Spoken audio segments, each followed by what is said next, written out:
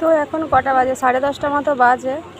তো ছাদে বোধহয় আমি সকাল থেকে বোধহয় 4-5 বার উঠে পড়লাম।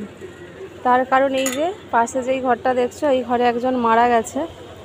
হার্ট সার্জারি হয়েছিল, তো সেটা সেরে গিয়েছিলো, আবার ব্রেন আরও হেনাতেনা করে হচ্ছে যে সমস্যা দেখা দিয়েছিলো, মেডিকেলে ভর্তি ছিল, তো মারা গেছে। তো ওই জন্য এত লোকজন। তো বলে মরা দেখা নাকি ভালো বা শুভ জিনিস, ওই জন্য আমি অনেকবার ছাদে এসেছি দেখবো বলে। মানে এমনিতে লোকটাকে দেখেছি, তো এখনও বের করেনি। তো চলো,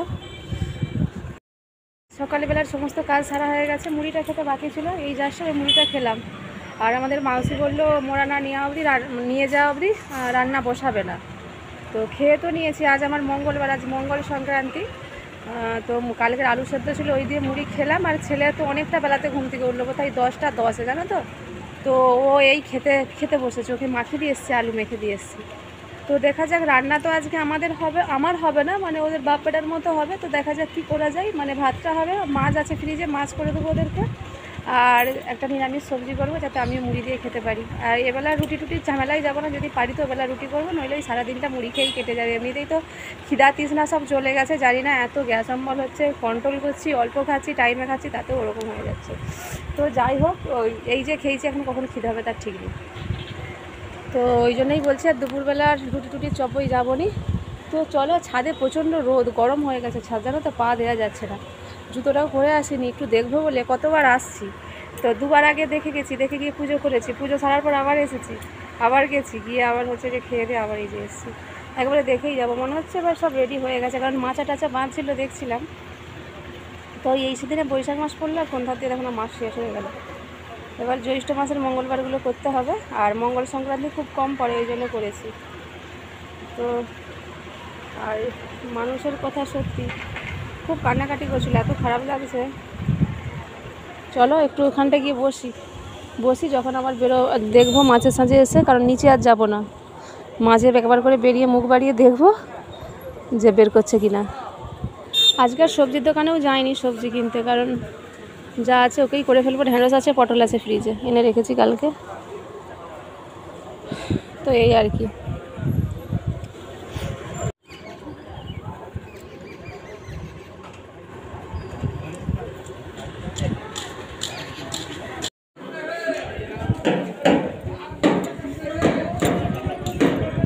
তো শ্মশানে তো তখন নিয়ে গেছে, তখন ওই 11টা 17 মতো হবে। তো তারপরে রোদে অনেকক্ষণ দাঁড়িয়েছিলাম, তো পুরো মাথা টাথা গম গম করছিল। এসে অনেকক্ষণ পাখার তলায় বসে বসে ফোন ঘাঁটছিলাম। অনেকটা বেলার দিকে রান্না বসাতে এসেছি, জানো তো। যাক, ওদের ভাত ডাল আর মাছের ঝাল হয়ে গেছে, আর এখানে আমি গ্যাস ট্যাস পুঁছে এই যে পটলের সবজিটা করছি। তো এই যে কষে জল ঢেলে দেবো, সিদ্ধ হলেই হয়ে যায়। নিরামিষ হচ্ছে, এটা মুড়ি দিয়ে খাবো। আগে এই যে ছেলেকে খাইয়ে দিচ্ছি, তারপরে আমি খাবো। তো গ্যাস তো মোছাই আছে, আর একটু মানে তেল ঝাল মশলা পড়েছে, মুছতে হবে। তো এখন তো সব জায়গায় গরম হাওয়া, জানো, ভোটের। তো অনেক শোভাযাত্রা হচ্ছে এখানে, ওই কয়েকদিন ধরে দেখছি শোভাযাত্রা হচ্ছে, প্রচুর পুলিশ পোস্টিং হয়েছে, দোকানদানি অতটা খুলেনি। তো এই যে জুস খেলো, তারপরে এই যে কলা কিনলাম, ফল কিনলাম, কিনতে দেরি হয়ে গেল। তো এটা কি আঙুর কি জানি, মানে দেখছি, কখনোই কিনিনি, ইচ্ছাও হয়নি কখনো যে কিনে খাই, আর কোনো জিজ্ঞাসাও করিনি যে কি। আজকে আড়ি ধরলো যে মা আমি ওইটা খাবো, কি ওইটা। তো দোকানি বললো যেটা আঙুর, 100 গ্রাম নিয়েছি, 200 টাকা কেজি এই আঙুর, ভালো করে ধুয়ে খা। তো 200 টাকা কেজি এই আঙুর, খারাপ নয় মোটামুটি, তবে মিষ্টি, কিন্তু অতটাও একবারে যে সুস্বাদু সেরকম নয়। তো যাক, আর মনোবাঞ্ছা পূর্ণ করে দিলাম, মনের কোনো বাসনা না রাখাই ভালো। খেতে চেয়েছে, চলো মানে খাইয়ে দিয়েছি। তো বলছে একটা আবার চা যায়, তার থেকে 100 নিয়ে নিই। এই কটাই হয়েছে, মোটা মোটা আঙুর, তো ওই জন্যই কটা হয়েছে। তো এরকম আঙুর কখনোই খাইনি আমি। আর যখন টিউশন দিতে যাই, ছেলেকে প্রচণ্ড খিদে পেয়ে গেছিলো, তো একটা বিস্কুট খেতে খেতে গেছি। তো চলো এখন একটা কোলা খাই, থাকবে না, একটা কোলা মানে না নরম হয়ে গেছে, খেয়ে নিতে হবে। আর ও তো জুস খেয়ে এসছে। আর আঙুরগুলোর মধ্যে না দানা দানা বীজ লাগছে, মানে বীজ আছে, সেই পটলের যেরকম বীজ হয় সেই রকম বীজ। বড় মনে হচ্ছে এরকম আঙুর খাইনি কখনো।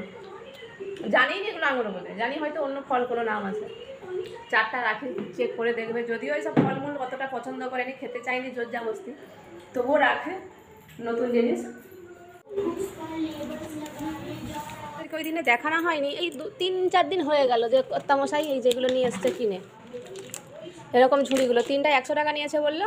আর ওই সিলিন্ডার রাখা যে সেই গোল গোল চাকার মতো হয় না, তো সেগুলো শেয়ার করা হয়নি। তো কি করব, খারাপ নয় জিনিসটা, তো আমার মনে হয় তো দাম বেশি নিয়েছে।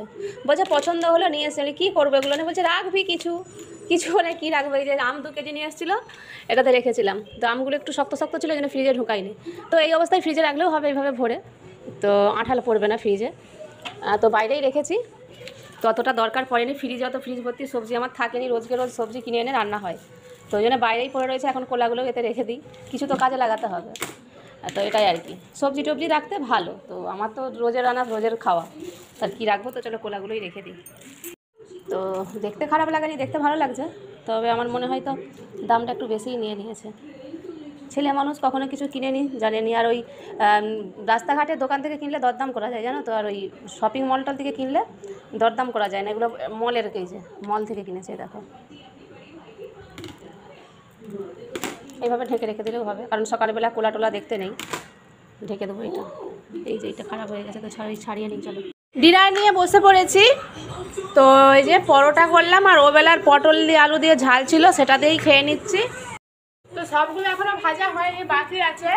ওই কতগুলো ভেজেছি, দেখছি একটু খিদে খিদে পাচ্ছে, যেহেতু সন্ধ্যাবেলা সেরকম বিশেষ কিছু খাওয়া হয়নি, ওই জন্য ভাবলাম খেয়ে নিই, বাদ বাকিগুলো বেলে ভাজবো। আর ওদের জন্য ভাবছি একটু আলু ভাজা করে দেবো। তো চলো, পরোটা গরম গরম শুধুই খাওয়া হয়ে যায়, কিন্তু পটলের তরকারিটা বাবার জন্য রেখে দিলে হতো, কিন্তু এইসব দিয়ে রুটি পরোটা অতটা পছন্দ করেনি খেতে।